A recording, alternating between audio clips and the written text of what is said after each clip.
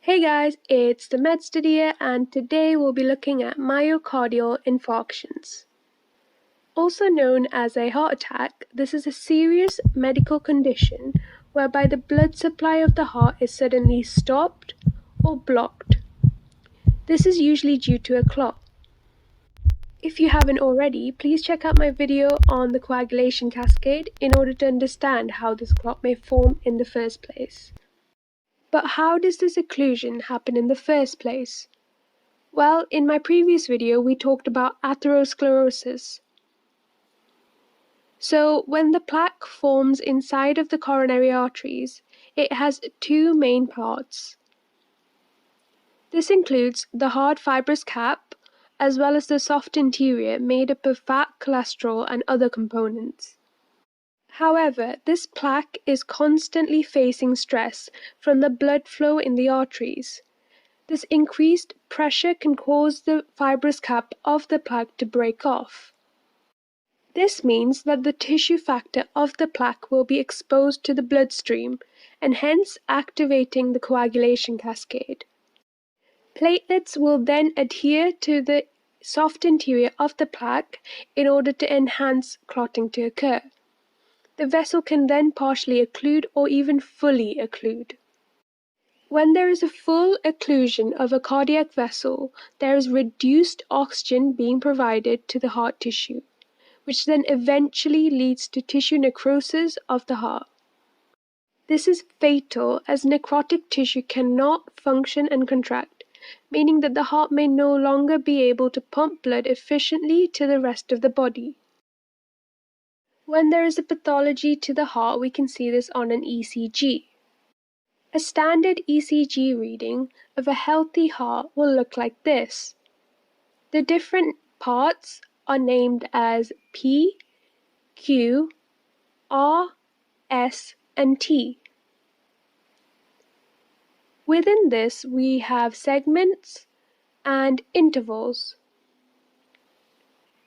The main segment we're looking at in a patient with a myocardial infarction is the ST segment. This part is usually flat because it's representing how the heart is isoelectric during this reading, meaning that it's not charged and there's no electrical activity present. So when there is a partial occlusion in a vessel, there are electrical changes to the heart tissue, which causes the ST segment to be depressed, hence known as a non-ST elevation myocardial infarction, or otherwise known as NSTEMI.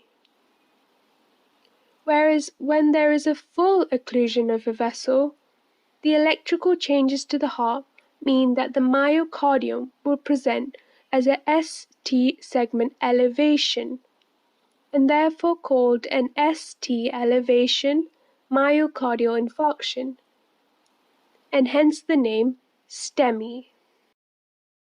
Now, what are the most common symptoms that you would see on a patient with a myocardial infarction?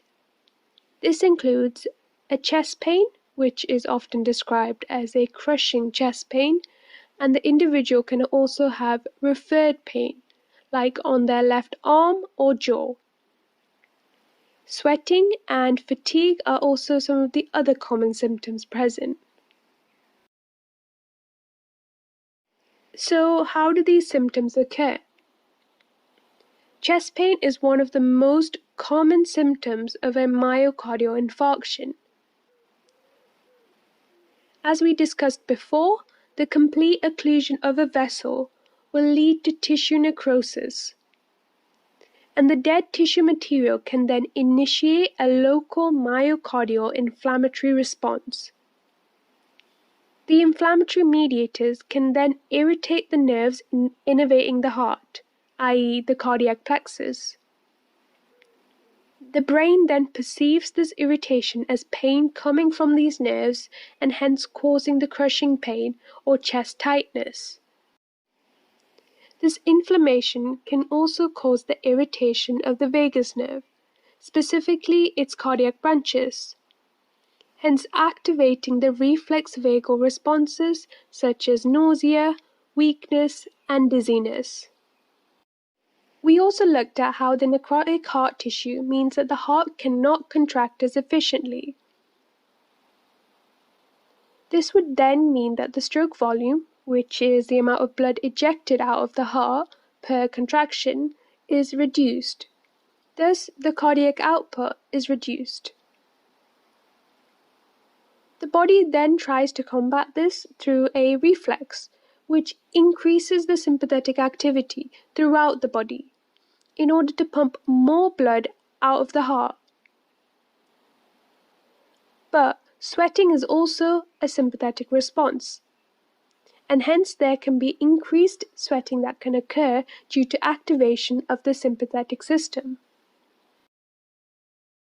So now let's have a little recap. Firstly, we looked at what a myocardial infarction is and how it's a serious medical condition whereby the blood supply of the heart is suddenly stopped or blocked, usually due to a clot. It can occur due to atherosclerosis, whereby a partial or even a full occlusion of a coronary vessel can occur. This would then result in changes on an ECG reading, specifically in the ST segment, whereby an elevation is due to the full occlusion and AST depression is due to a partial occlusion. And then finally, we looked at some of the most common symptoms that can occur in a myocardial infarction, as well as the pathological process behind this. And that brings us to the end of this video. Hope you guys really enjoyed it. Remember to like, subscribe, and comment below. And follow me on Instagram at the MedStudier.